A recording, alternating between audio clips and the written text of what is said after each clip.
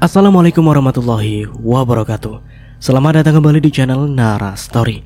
Dan tentunya masih bersama saya Mas Nara di sini. Apa kabar kalian semua? Selamat pagi, semoga selalu baik-baik saja. Sehat badannya, dilimpahkan rezekinya dan dihindarkan dari segala mara bahaya. Amin. Di kesempatan kali ini saya akan menceritakan sebuah cerita drama rumah tangga dengan judul Mari Kita Pisah. Oke, Mas Nara di sini akan menyampaikan sesuatu. Mas Nara minta maaf ya, karena cerita yang sebelumnya tidak bisa Mas Nara lanjut karena sudah dapat teguran dari YouTube. Tidak boleh tayang lagi dan tidak boleh dilanjutkan. Kalau Mas Nara lanjutkan, pasti akan berdampak fatal untuk channel Mas Nara. Dan Mas Nara gak mau kalau channel ini hilang. Ya gimana lagi ya, Mas Nara ganti dengan cerita baru dengan judul, ya tadi kan Mas Nara sudah nyebut ya. Ya, Mari Kita Pisah. Oke, seperti itu saja, langsung saja kita ke ceritanya. And so, just try keep up with me. Mas Aga, tolong Nadira mas. Nadira dicegat sama 2 preman dan diancam akan dilecehkan. Nadira benar-benar takut mas. Di sini sepi, gak ada yang bisa Nadira mintai pertolongan. Nadira takut kedua preman itu akan melecehkan Nadira, lalu setelah itu menghabisi Nadira. Saga berubah posisi menjadi duduk setelah mendengar suara ketakutan Nadira yang berasal dari dalam ponselnya. Beritahu mas kamu ada di mana sekarang. Alamatnya sudah Nadira share ke nomor Mas Saga. Mas Saga buruan datang ke sini ya. Nadira takut. Apalagi kedua preman itu membawa pisau. Sepertinya mereka ingin melukai Nadira mas. Oke, mas segera ke sana sekarang. Siapa yang menelpon mas? Arumi ikut berubah posisi menjadi duduk di samping Saga. Nadira. Terus Nadira bilang apa? Nadira dijegat sama preman dan diancam akan dilecehkan. Arumi, mas harus buru-buru pergi sekarang. Kamu gak apa-apa kan? Mas tinggal bersama Romeo di rumah. Iya aku gak apa-apa mas, demi keselamatan Nadira. Saga tersenyum menarik kepala istrinya mendekat lalu memberikan kecupan singkat di kening Arumi. Mas pergi dulu. Hati-hati mas. Saga mengangguk pelan kemudian turun dari atas tempat tidur. Arumi memandang punggung Saga yang berjalan keluar kamar lalu menghilang di telan pintu kamar. Semoga Nadira baik-baik saja dan gak terjadi hal buruk kepada Nadira. Begitu pula dengan Mas Saga. Arum tak henti-hentinya memanjatkan doa supaya Nadira dan juga Saga dijauhkan dari segala mara bahaya. Saga menghentikan laju mobilnya di halaman luas sebuah bar malam. Setelah laju mobil benar-benar pelan, Saga berhenti, turun dari dalamnya dan menutup kembali pintu mobilnya. Mas Saga ya? Saga menatap kedua gadis berpakaian saat ketat itu. Pendek sehingga memperlihatkan bagian pahanya, seperti kurang bahan yang berdiri di hadapannya secara bergantian. Nadira ada di dalam mas. Tadi Nadira meminta kita untuk mengantarkan Mas Saga masuk ke dalam. Saga memandangi bar malam tempat dia berada. Benarkah adiknya ada di dalam? Bukankah tadi Nadira bilang bahwa dia sedang dijegat oleh 2 preman? Apa mungkin kedua preman itu yang membawa Nadira ke tempat ini? Apa jangan-jangan mereka sudah menjual Nadira kepada pemilik bar malam ini, dan sekarang Nadira ada di dalam dan sedang dilecehkan oleh pria hidung belang? Bila benar begitu, ini tidak bisa dibiarkan. Ayo mas. Salah satu dari mereka menjulurkan tangannya berharap Saga akan dengan senang hati menyambut uluran tangan mereka, lalu masuk ke dalam bersama-sama. Saga tersenyum paksa dan berlalu meninggalkan keduanya memasuki bar malam itu. Sesampainya di dalam, Saga mengedarkan pandangan ke seluruh arah. Ada banyak orang di sini. Akankah dia berhasil menemukan keberadaan Nadira yang entah di mana antara sekian banyak manusia yang hampir memenuhi tempat ini? Saga heran kenapa ada banyak sekali orang yang suka datang ke tempat seperti ini. Tempat yang dipenuhi oleh kepulan asap rokok sehingga menyesakkan pernafasan. Juga perempuan-perempuan yang mengenakan pakaian kurang bahan dan memperlihatkan lekuk tubuh mereka yang akan menambah dosa bagi siapa saja yang melihatnya. Tatapan suka tertuju pada sosok perempuan yang tengah menikmati segelas wine di atas sofa abu-abu di sudut ruangan. Sendirian. Lalu di mana kedua preman yang Nadira maksud? Loh, Mas Saga sudah sampai, kita pulang. Baru juga sampai mas. Masa mau pulang sih? Kita pulang sekarang. Ucap Saga sekali lagi. Dia tidak betah berlama-lama berada di tempat seperti ini. Bau minuman alkohol yang sangat menyengat membuat Saga menjadi ingin muntah. Buru-buru banget mas, duduk aja dulu, kita minum-minum sebentar. Nadira menarik pergelangan tangan Saga, memaksa Saga agar duduk di sampingnya. Nadira memberikan secangkir wine kepada Saga. Diminum dulu mas, Mas Saga belum pernah mengonsumsi minuman semacam ini kan? Cobain deh, siapa tahu ketagihan. Enak tau mas. Nadira menyesap secangkir wine miliknya sampai habis tak bersisa. Nadira, mas gak terbiasa mengonsumsi minuman seperti ini. Ayolah, sedikit saja. Nadira menempelkan secangkir wine itu ke mulut Saga, memaksa pria itu agar membuka mulut dan mau meminumnya. Sedikit saja mas. Nadira tersenyum miring melihat Saga yang meneguk habis secangkir wine pemberiannya, meski dengan paksaan, dan Saga meneguknya secara ogah-ogahan. Mau lagi mas? Saga menggeleng pelan. Entah kenapa setelah meminum minuman itu, kepalanya tiba-tiba menjadi pusing. Kenapa mas? Gak tahu. Kepala mas tiba-tiba menjadi pusing. Yes, berarti obat yang aku masukkan ke dalam wine itu sudah bereaksi di dalam tubuh Mas Saga. Ternyata kerjanya cepat juga. Gak seperti apa yang aku bayangkan, batin Nadira. Nadira mengambil sebatang rokok dari dalam kotak rokok yang ada di atas meja, lalu membakar ujungnya menggunakan korek api. Nadira, kamu merokok? Sejak kapan kamu merokok? Saga menatap Nadira yang sibuk memainkan kepulan asap di mulutnya ke udara. Mas Saga baru tahu ya. Sudah lama kali mas. Nadira, kamu itu perempuan. Bersikap layaknya perempuan seperti pada umumnya lah. Semenjak bergaul sama teman-teman kamu menjadi salah jalan. Bila suami kamu tahu, dia pasti marah besar.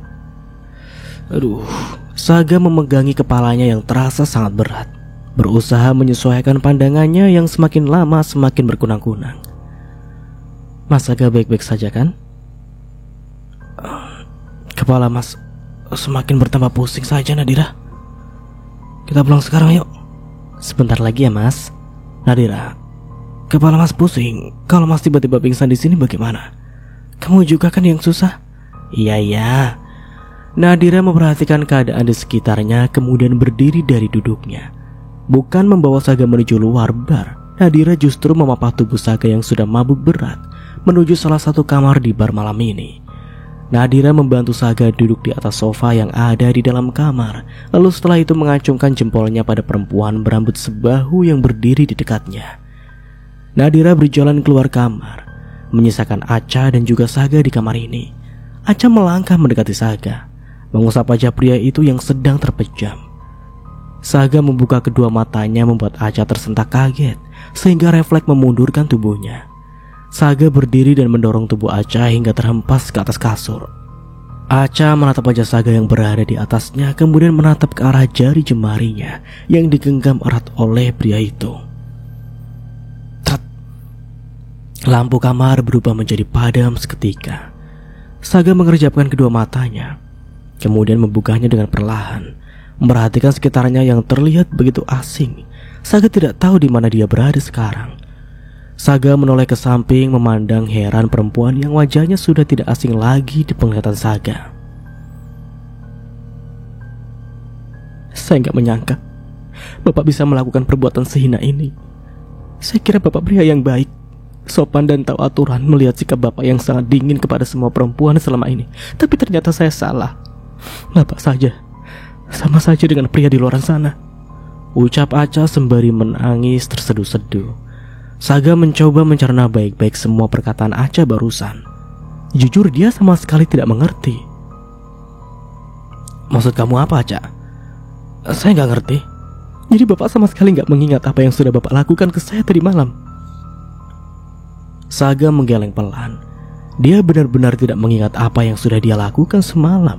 Memangnya apa yang dia lakukan semalam? Semalam saya menemukan Bapak dalam keadaan mabuk berat. Pada saat saya ingin membantu Bapak pulang, Bapak justru memaksa saya masuk ke dalam salah satu kamar yang ada di bar. Sampai pada akhirnya Bapak memaksa saya untuk melakukan perbuatan terlarang itu.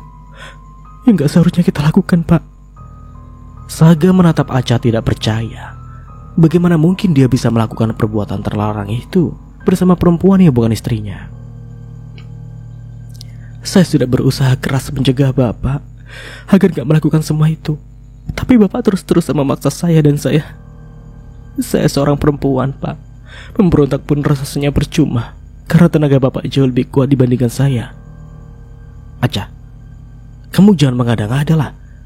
Saya gak mungkin sudah menodai kamu. Semalam saya berada di tempat ini bersama Nadira, bukan bersama kamu. Dan di mana Nadira sekarang? Saga mengedarkan pandangan ke seluruh arah, mencoba mencari keberadaan Nadira yang entah di mana. Semalam saya melihat Bapak duduk di atas sofa itu hanya sendirian, Pak. Gak ada Nadira atau lain sebagainya. Apa jangan-jangan yang Bapak bilang Bapak berada di tempat ini bersama Nadira itu hanya mimpi atau hanya halusinasi Bapak saja? Saya melihat Bapak mabuk berat pada itu saat itu. Maka dari itu saya berinisiatif ingin membantu Bapak dan membawa Bapak pulang. Saya juga bisa minjem aroma minuman itu dari tubuh Bapak. Tapi apa yang Bapak lakukan? Bapak justru melecehkan saya dan membuat saya menjadi kehilangan masa depan saya, harta berharga yang selalu saya jaga untuk suami saya kelak. Saya gak sedang berhalusinasi. Saya memang berada di tempat ini bersama Nadira semalam. Nadira mengatakan kalau dia dicegat sama preman yang berniat ingin melecehkan dia. Tapi setelah saya datang, saya justru mendapati Nadira berada di bar malam ini. Saya ingin Bapak bertanggung jawab. Loh, bertanggung jawab? Cepat atau lambat saya pasti akan mengandung, Pak. Saya ingin Bapak menikahi saya. Kamu gila ya? Saya sudah mempunyai istri. Setelah menghancurkan masa depan saya, Bapak ingin lari dari tanggung jawab. Benar-benar sialan ya kamu. Air mata Acha mengalir membasahi pipi tirusnya. Tapi Bapak tenang saja.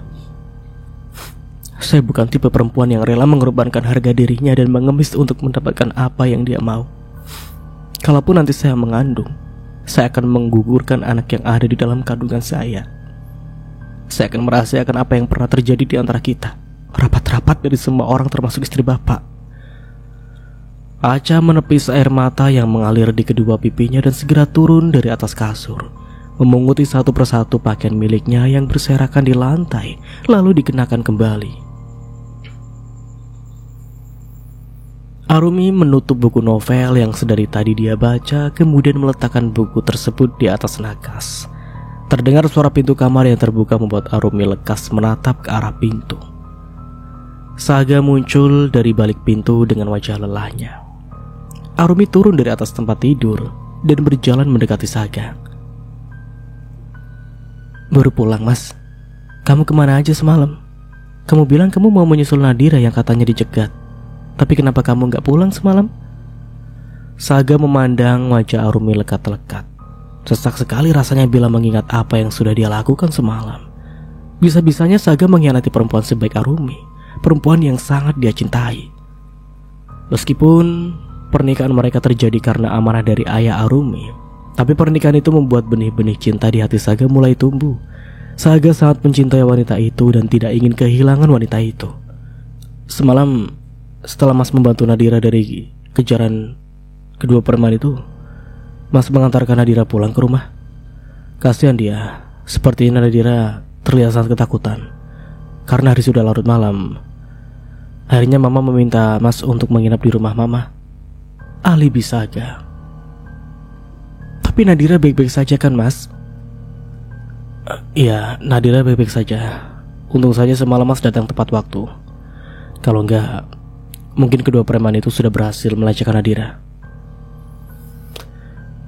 Kasihan Nadira, mana suaminya sedang bekerja di luar kota pula.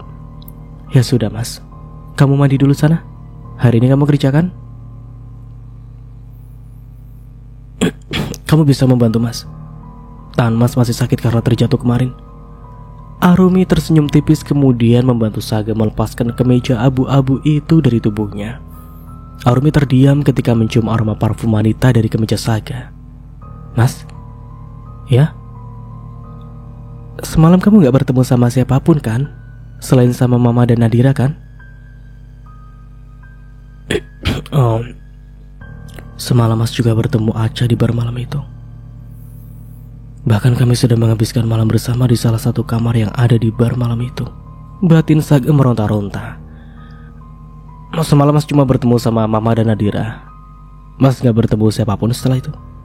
Saga mengambil alih kemeja miliknya dari tangan Arumi, lalu dimasukkan ke dalam keranjang baju kotor yang ada di sudut kamar. Saga menarik handuk yang tergantung di belakang pintu, kemudian melangkahkan kedua kakinya memasuki kamar mandi. Tak lama kemudian suara percikan air mulai terdengar dari dalam kamar mandi. Arum berjalan cepat menuju nakas, mengambil ponsel Saga yang tergeletak di atasnya. Setelah menemukan password, jari jemari Arum bergerak membuka aplikasi WA, mengecek satu persatu pesan yang masuk ke dalam ponsel suaminya. Dicek satu persatu pesan itu dengan teliti, tidak ada yang aneh, tidak ada pula yang mencurigakan, membuat Arumi buru-buru meletakkan kembali ponsel Saga pada tempatnya. Kalau Mas Saga menginap di rumah Mama semalaman, tapi kenapa ada bau parfum perempuan lain dari pakaian Mas Saga ya? Itu juga bukan bau parfum Nadira dan Mama.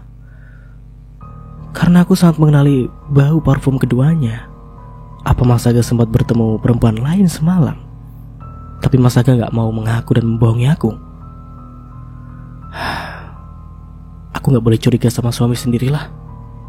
Selama ini Mas Saga kan sangat setia sama aku. Aku gak mau hanya karena rasa curigaku hubunganku dan Mas Saga menjadi renggang. Kamu kenapa?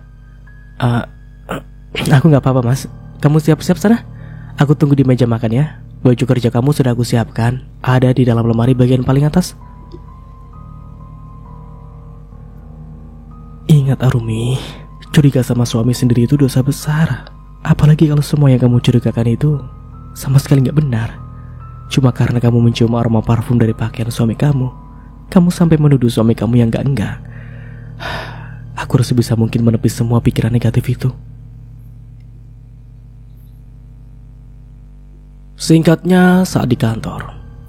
Pagi Pak, Aca masuk ke dalam ruangan Saga dan berjalan menghampiri Saga yang tengah berkutat dengan laptopnya. Saga menandangkan wajah, memperhatikan penampilan Aca dari atas ke bawah. Mulai dari pakaian yang Aca kenakan begitu ketat sehingga memperlihatkan lekuk tubuhnya, termasuk bagian dadanya yang sedikit ekspos. Ini berkas-berkas yang harus Bapak tanda tangani. Oh ya Pak, saya juga ingin memberitahu kalau siang ini kita ada meeting bersama pemilik perusahaan Stoll Group di Cafe Metro. Ada lagi? Nggak ada Pak. Oke, kamu boleh keluar sekarang. Aca tersenyum manis dengan percaya diri, kedua kakinya melangkah mendekati Saga lebih dekat lagi. Sepertinya pagi ini Bapak terlalu bersemangat ingin pergi ke kantor. Sampai-sampai Bapak nggak sempat mengancingkan kancing kemeja Bapak yang terbuka. Aca merapikan kerah kemeja Saga yang terlihat sedikit berantakan, lalu mengancingkan 3 kancing kemeja bagian atas Saga yang terbuka. Saga terdiam mendengar penuturan Aca. Sebenarnya dia berpenampilan acak-acakan seperti sekarang bukan karena dirinya terlalu bersemangat ingin pergi ke kantor, tapi karena hari ini Arumi tidak memperhatikan Saga seperti biasanya karena terlalu sibuk mengurusi Romeo. Dah, selesai. Bapak mau minum kopi? Biar saya buatkan ya. Tunggu sebentar. Biar saya buatkan terlebih dulu ya. Ini Pak, diminum dulu kopinya. Aca memberikan secangkir kopi yang ada di tangannya kepada Saga. Saga mengambilnya meneguk sedikit demi sedikit kopi buatan Aca. Aca melepaskan high heel hitam yang terpasang di kedua kakinya. Kemudian duduk di atas pangkuan Saga, melingkarkan kedua tangannya di leher Saga. Aca, tolong jangan seperti ini. Izinkan saya memeluk Bapak seperti ini Pak. Sebentar saja. Jari jemari lentik Aca mulai bergerak menelusuri dada Saga dengan gerakan menggoda. Suara dering ponsel terdengar nyaring membuat Saga dengan sigap mengambil ponselnya yang berada di atas meja. Baru saja Saga ingin mengangkat panggilan dari Arumi, tetapi Aca sudah lebih dulu merampas ponsel Saga dari tangan Saga, membaca nama yang tertera di layar ponsel Saga, lalu mematikan panggilan dari Arumi dan diletakkan kembali ponsel Saga ke atas meja. Aca, apa-apaan kamu ini? Saya hanya nggak mau ada orang lain yang mengganggu waktu kita pada saat kita sedang berdua, Pak. Tapi Arumi itu istri saya. Saya tahu Bapak nggak pernah mencintai istri Bapak. Bapak menikahi dia semata-mata karena amanah dari ayahnya kan sebelum ayahnya meninggal? Iya bukan?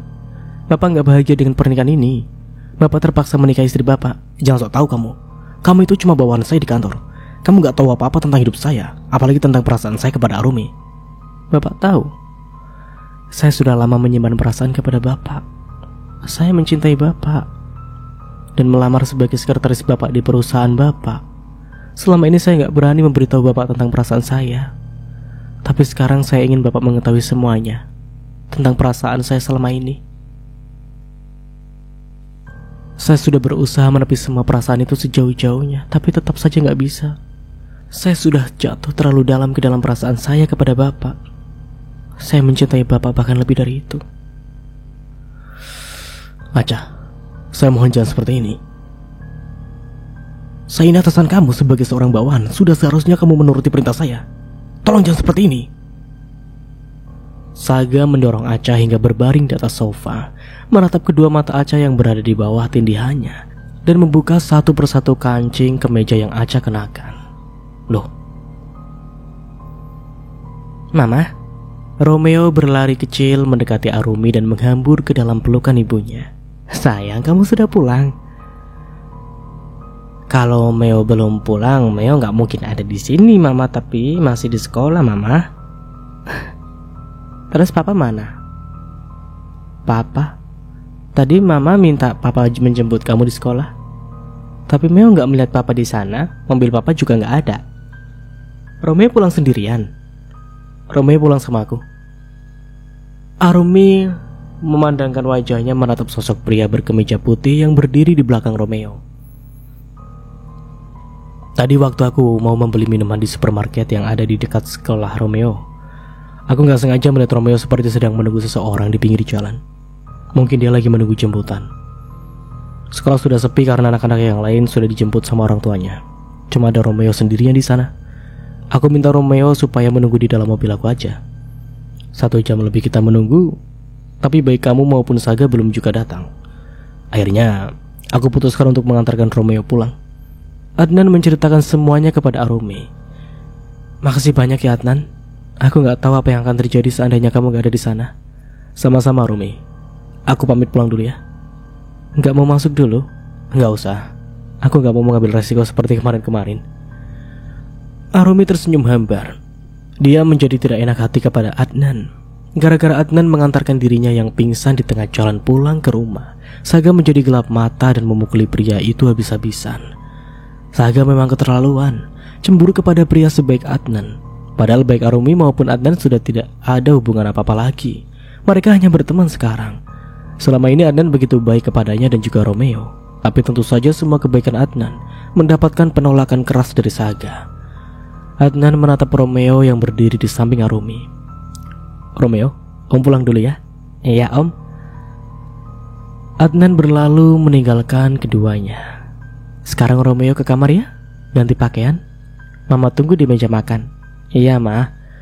Romeo berjalan menaiki satu persatu anak tangga yang akan membawanya menuju lantai atas tepat di mana kamarnya berada. Arumi mengambil ponselnya dari dalam saku celana, mencoba menghubungi Saga. Dia harus mempertanyakan kenapa hari ini Saga tidak menjemput Romeo. Arumi menempelkan ponselnya di telinga. Gak aktif ya. Apa Mas Saga sedang sibuk ya? Di sisi lain, Acha memunguti satu persatu pakaian miliknya yang berserakan di lantai lalu dikenakan kembali sesekali menatap Saga yang masih tertidur pulas di atas sofa. Seandainya saja Saga belum menikah, mungkin Acha akan menjadi wanita paling beruntung di dunia ini karena bisa memiliki Saga. Acha mengusap perut datarnya. Cepat tumbuh ya nak, supaya mama bisa secepatnya memiliki papa kamu dan kita bisa berkumpul di satu rumah yang sama. Batin Acha sembari tersenyum. Oke, aku harus membuat Mas Saga jatuh cinta terlebih dahulu. Setelah Mas Saga benar-benar jatuh cinta sama aku dan gak bisa hidup tanpa aku akan meminta dia menikahi aku, menceraikan istrinya, lalu menjadikan aku sebagai istri Mas Saga satu-satunya. Aku akan melakukan segala cara untuk mendapatkan cinta kamu, Mas. Aku gak peduli akan status kamu yang sudah mempunyai istri. Aku akan terus berusaha supaya kita bisa bersama karena aku sangat mencintai kamu. Acha mengusap pipi Saga. Waduh, kok ada wanita seperti itu ya? Sebaiknya aku jangan lama-lama ada di ruangan Mas Saga. Bisa-bisa nanti ada yang curiga melihat aku ada di sini dan bertanya-tanya. Acha berdiri dari duduknya mencium pipi Saga cukup lama lalu berjalan keluar ruangan.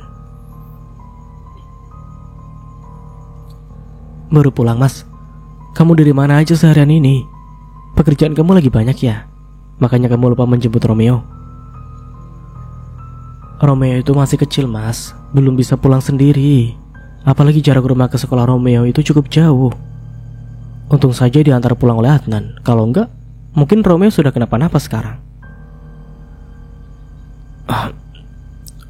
Tadi siang Alwan sama teman-teman Mas yang lain ngajak Mas nongkrong bareng di kafe tempat kita biasanya nongkrong.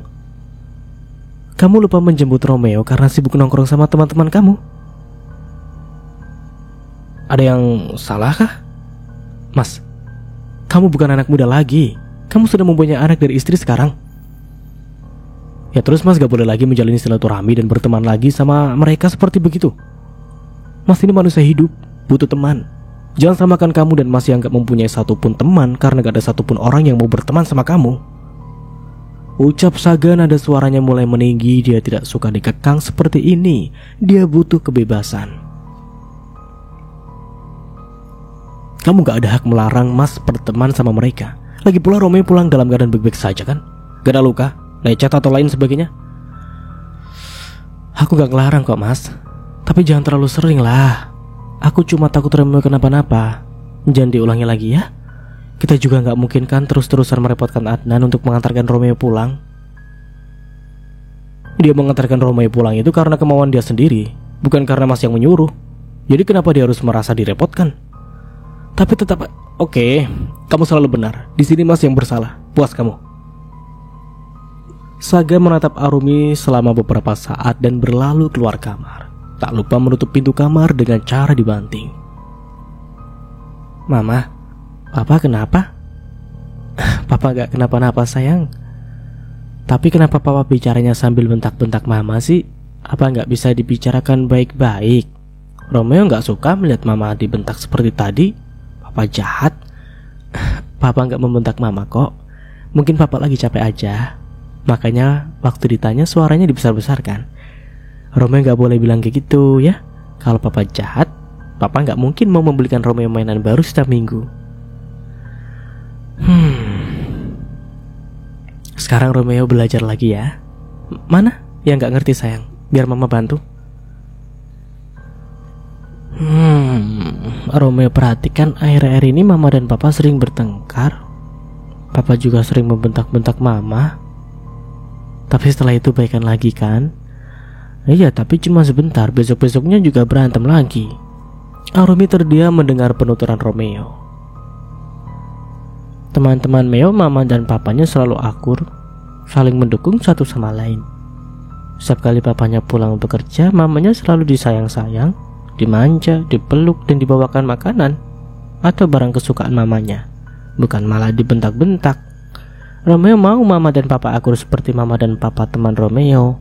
Romeo mau mempunyai kedua orang tua yang kompak, Ma. Kamu tahu dari mana Mama dan Papanya selalu akur? Kamu kan gak tinggal satu rumah sama mereka. Meo kan suka main ke rumah teman-teman Meo, Mama. Meo jadi iri sama mereka. Kapan ya Mama dan Papa bisa akur seperti mereka? Saling sayang, saling perhatian, saling menghibur satu sama lain. Meo kepengen banget melihat Mama dan Papa akur. Tapi sepertinya semua itu gak mungkin terjadi deh. Kepala Meo pusing setiap hari mendengar Mama dan Papa berantem terus. Meo, kenapa Mama dan Papa gak bisa akur seperti kedua orang tua teman-teman Meo sih, Mah? Meo mau pergi aja lah dari rumah. Gak mau tinggal di rumah ini lagi.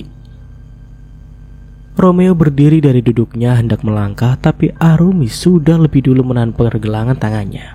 Meo, kamu mau kemana sayang? Kan belajarnya belum selesai. Meo duduk lagi ya. Kita kerjakan tugasnya sama-sama. Romeo gak mau bicara sama mama dan papa lagi sampai mama dan papa mau baikan. Romeo, ayolah, jangan ngambek lagi sama mamanya ya. Nanti kalau Romeo ngambek terus mama gak punya teman lagi dong. Memangnya Romeo gak kasihan? Tanya Arumi. Dia terlihat sudah lelah merayu putranya yang masih belum juga memaafkan dirinya. Enggak. Ya udah, kalau Meo gak mau maafin mama, besok mama pergi aja lah ke rumah nenek. Meo tinggal sama papa aja ya di sini. Berapa lama? Sama lamanya. Mama mau ninggalin Meo, terus nanti Meo main sama siapa kalau ada mama gak ada di sini? Papa kan sibuk kerja. Romeo cari mama baru aja, biar bisa diajak main. Romeo kan sudah gak mau lagi sama mama. Meo mau kok maafin mama. Meo kan sayang mama. Mama jangan pergi tinggalin Meo ya. Romeo mencium punggung tangan Arumi. Ya, sekarang Meo tidur ya. Sudah malam. Besok Meo sekolah kan? Iya mama. Romeo pun memejamkan kedua matanya. Arumi menarik selimut hingga menutupi tubuh Romeo sampai sebatas dada lalu mencium kening Romeo.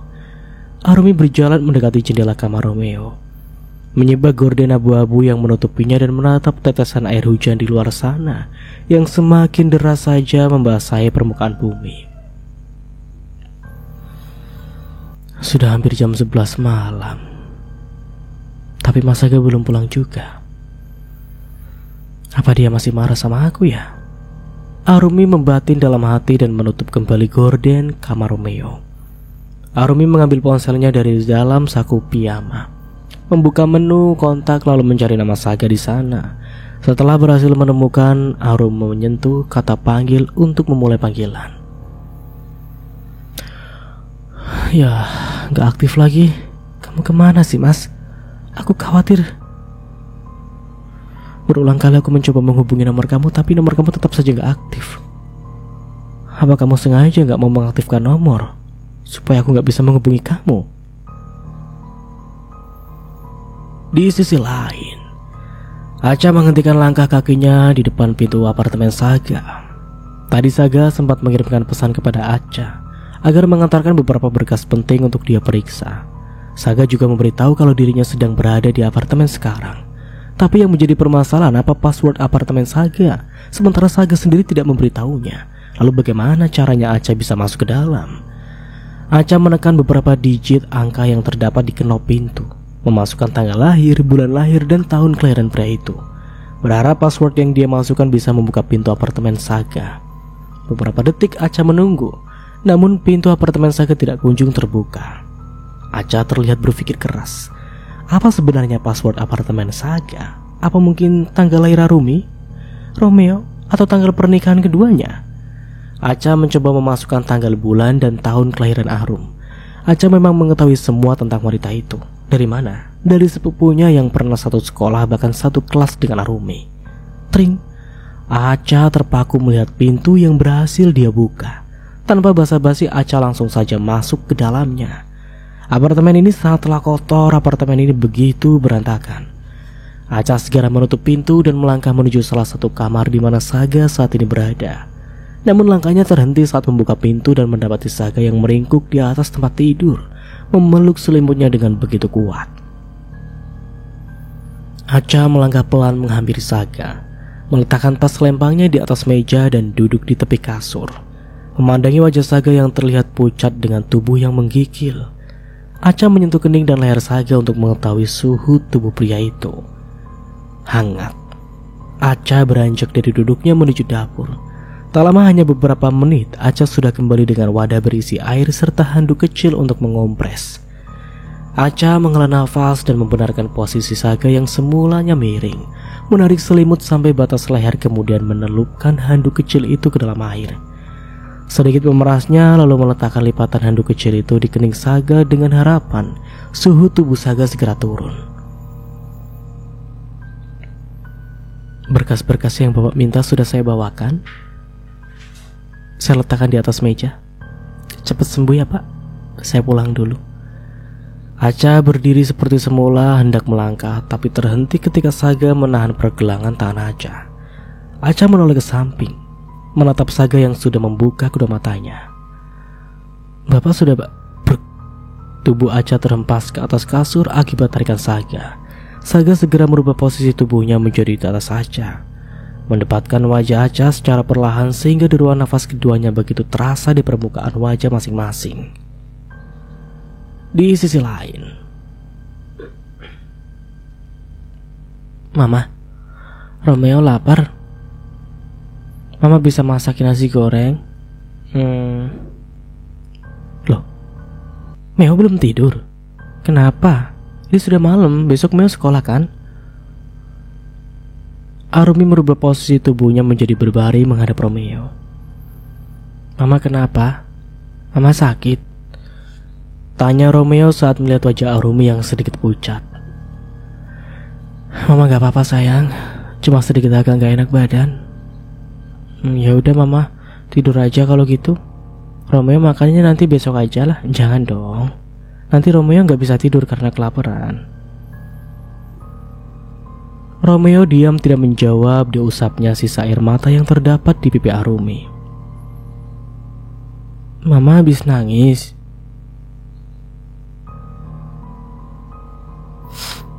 Meo sayang Mama.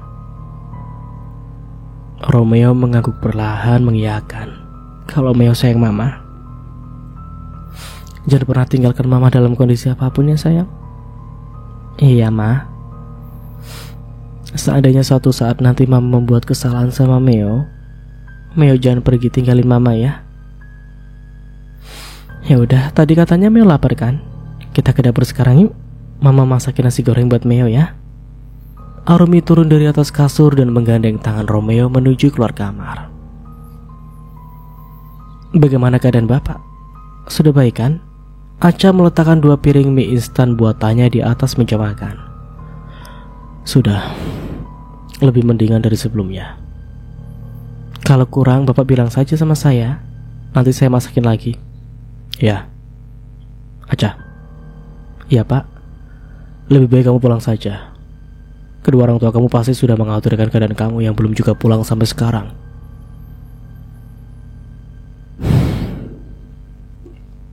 Kedua orang tua saya sudah lama meninggal Pak. Sejak saya berusia 8 tahun. Kedua orang tua saya merupakan korban kecelakaan pesawat beberapa tahun silam. Terus sekarang kamu tinggal sama siapa?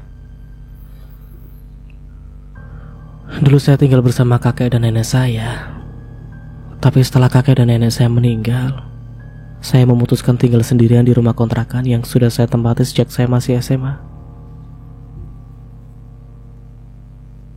Sebenarnya saya punya 2 adik, 1 laki-laki dan 1 perempuan. Tapi mereka ikut menjadi korban kecelakaan pesawat yang menewaskan kedua orang tua saya. Oh, maaf kalau pertanyaan saya kembali mengingatkan kamu dengan masa lalu kamu. Saya benar-benar gak tahu kalau kedua orang tua kamu sudah lama meninggal, bahkan dengan cara yang cukup mengenaskan pula. Gak apa-apa Pak. Lagi pula saya sudah mengikhlaskan semuanya. Bapak sendiri, kedua orang tua Bapak masih hidup? Kedua orang tua saya masih hidup. Tapi ayah saya memutuskan untuk menceraikan ibu saya dan menikah bersama perempuan lain. Ibu saya diselingkuhi saat masih menjadi istri saya. Bapak yang sabar ya Pak. Saya doakan semoga pelakor yang sudah merebut ayah Bapak segera mendapatkan karma atas apa yang sudah dia lakukan. Sebentar Pak. Gerakan Saga yang sedang mengunyah makanan di dalam mulutnya seketika terhenti saat Acha mengusap sudut bibirnya menggunakan ibu jari. Saya baru tahu atasan yang selalu dikenal galak di perusahaan kalau makan suka belepotan seperti anak kecil.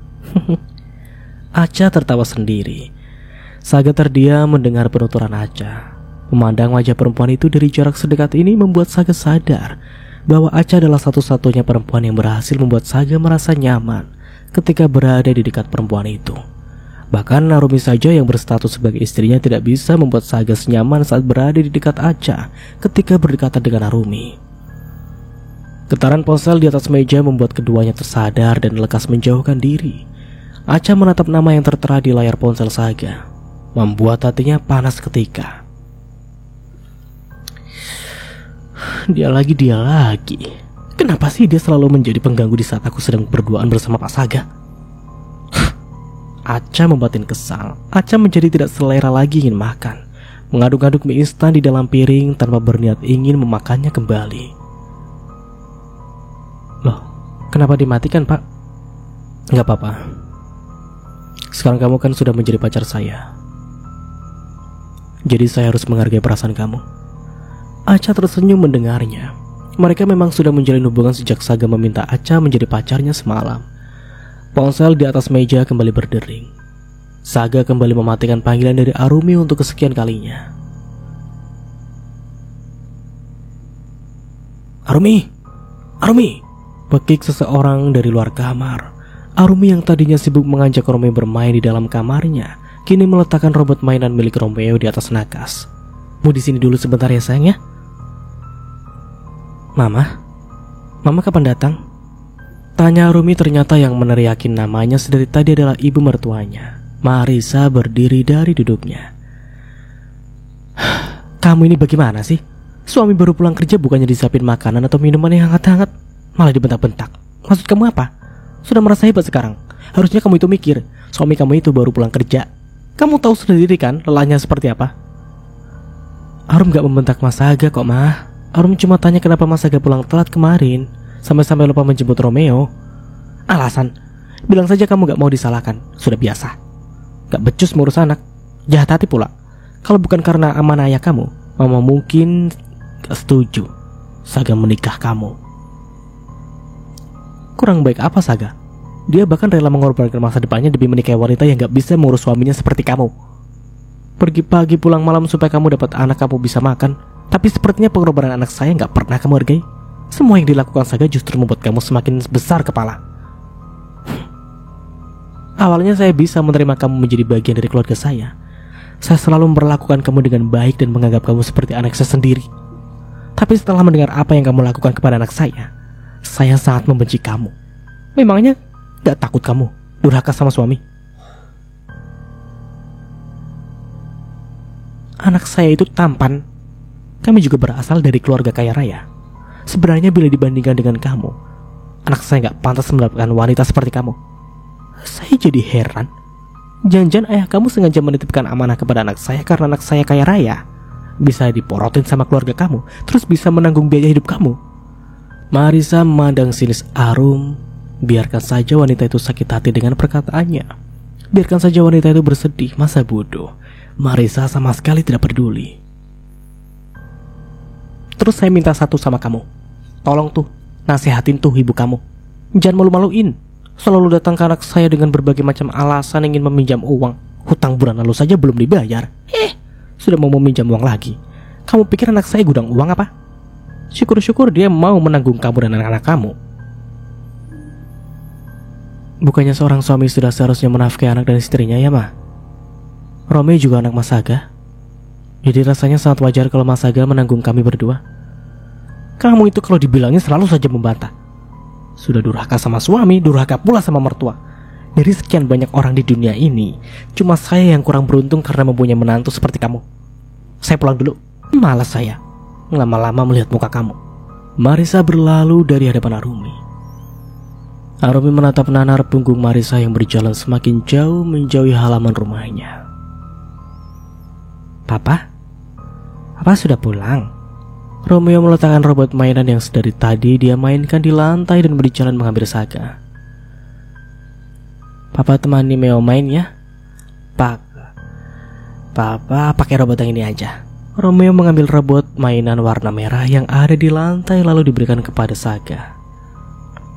Papa capek, mau istirahat. Tapi Pak, Meo, bisa gak sih kamu tuh sehari aja gak nyusahin? Dia sekarang jam berapa? Jam 11 malam. Waktunya tidur. Kamu ngapain sih masih main robot-robotan gak jelas begini? Dasar anak bandel, bentak Saga. Mau jadi apa kamu, ha? Mau jadi apa? Saga mendorong kasar bahu Romeo. Sekarang papa tanya sama kamu. Kenapa kamu belum tidur? Jawab. Siapa yang suruh kamu nangis? Hapus air mata kamu, hapus. Hapus, papa bilang. Saga kembali melayangkan cubitan keras di paha Romeo. Aduh, sakit, pak. Jerit Romeo menahan sakit. Makanya kalau dibilangin itu didengarkan. Sana masuk kamar. Romeo diam, tidak bergeming di tempat. Masuk. Saga menjewar telinga Romeo, memaksa pria kecil itu masuk ke kamarnya lalu menutup rapat pintu kamar Romeo. Saga mengembuskan nafas beratnya dan berjalan menjauhi kamar Romeo menuju kamarnya. Saga berdecak kesal dan berbalik menjadi berbaring menghadap Arumi, memperhatikan wanita itu yang terlihat gelisah di atas tempat tidurnya. Kamu bisa gak sih? Kalau tidur jangan banyak gerak. Berisik tau gak? Perut aku sakit, mas. Ya terus? Mas bukan dokter. Mana bisa mengobati kamu? Memangnya dengan kamu mengeluh sakit perut kamu bisa sembuh?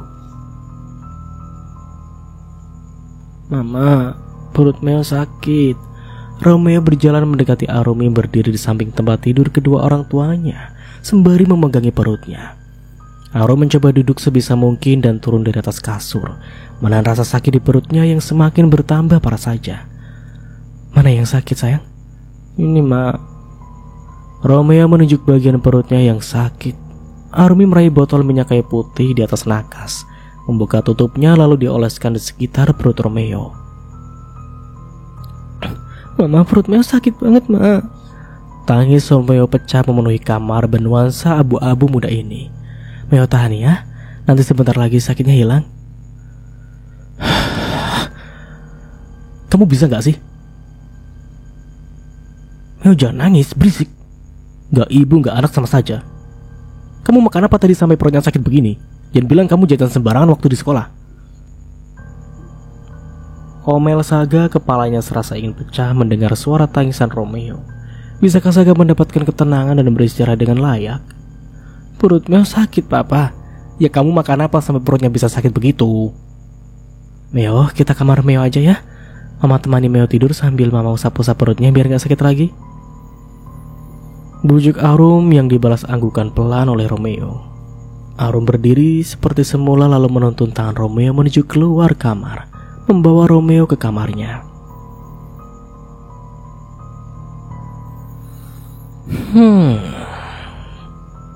Senang banget aku hari ini bisa mengerjai Mbak Arumi.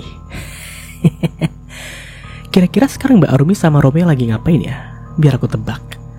Pasti sekarang mereka lagi bolak-balik keluar kamar mandi. Nadira membersihkan sisa make up yang masih menempel di wajahnya menggunakan kapas. Gak sia-sia aku menyelinap masuk ke rumahnya, terus memasukkan obat sakit perut ke dalam makanan mereka. Ternyata obat sakit perut yang aku beli kemarin manjur juga. Nadira membuang kapas yang sudah kotor itu ke dalam kotak sampah. Dia sudah selesai membersihkan make up di wajahnya dan sekarang waktunya beristirahat. Pintu kamar terbuka lebar. Arman masuk ke dalam kamar dengan baju kemeja yang terlihat kusut, membaringkan tubuhnya di atas kasur tanpa membuka sepatu kerjanya terlebih dahulu. Kamu tuh kebiasaan deh, Mas. Setiap baru pulang kerja pasti langsung tiduran. Itu sepatunya dibuka dulu, terus bajunya juga. Omel Nadira melihat tingkah laku suaminya. Sebentar lagi lah, Mas capek banget soalnya. Sekarang, Mas. Dan pluk, Nadira menatap sesuatu yang terjatuh dari saku kemeja Arman. Lipstik. Bagaimana bisa ada lipstik di pakaian suaminya? Nadira cepat-cepat mengambilnya menunjukkan benda itu kepada Arman. Waduh, mati aku. Ketahuan ini. Arman meneguk ludah pahitnya susah payah. Sejak kapan kamu punya lipstik, Mas? Jawab. Kenapa kamu diam aja? Sejak kapan kamu punya lipstik? Bentak Nadira. Murka melihat Arman yang tidak kunjung membuka suara. Itu kan lipstik kamu, sayang. Masa kamu lupa sih? Oh iya, Mas, aku lupa. Tapi buat apa kamu membawa lipstik ini ke kantor? Ya, Mas suka kangen sama kamu, jadi Mas bawa lipstick kamu untuk mengobati rasa kangen Mas. Jadi kalau Mas tiba-tiba kangen sama kamu, Mas pandangin aja lipstick kamu supaya kangen Mas hilang. Iya itu, memang kangennya bisa hilang. Bisa lah. Makanya Mas selalu membawa lipstick kamu kemana-mana. Keluar kota juga kamu bawa? Jangankan keluar kota, ke kamar mandi saja Mas selalu bawa. Dan sampai di sini dulu ceritanya. Nantikan kelanjutan ceritanya di part berikutnya.